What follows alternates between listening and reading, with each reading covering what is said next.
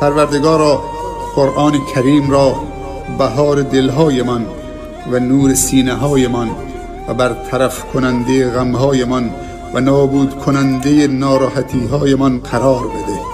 پروردگارا یاد من بده آنچه را از قرآن نمیدانیم و یاد من بیاور آنچه را از قرآن فراموش کرده ایم.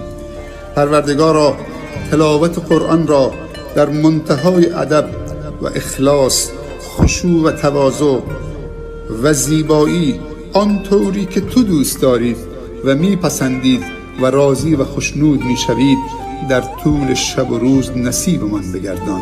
پروردگارا قرآن کریم را بهار دلهای من و نور سینه های من و برطرف کننده غمهای من و نابود کننده ناراحتی های من قرار بده.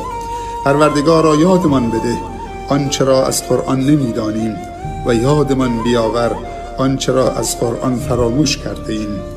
پروردگارا تلاوت قرآن را در منتهای ادب و اخلاص، خشوع و تواضع و زیبایی آنطوری که تو دوست دارید و میپسندید و راضی و خوشنود میشوید در طول شب و روز نصیب من بگردان.